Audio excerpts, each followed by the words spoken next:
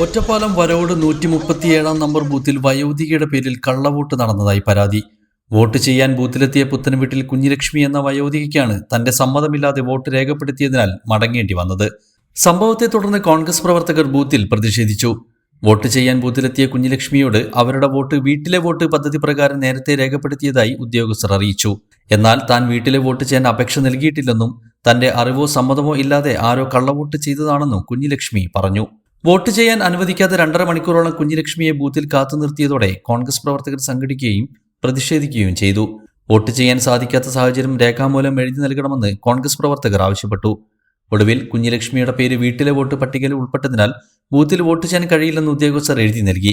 ഇതിനുശേഷമാണ് പ്രവർത്തകർ പ്രതിഷേധം അവസാനിപ്പിച്ച് മടങ്ങിയത്.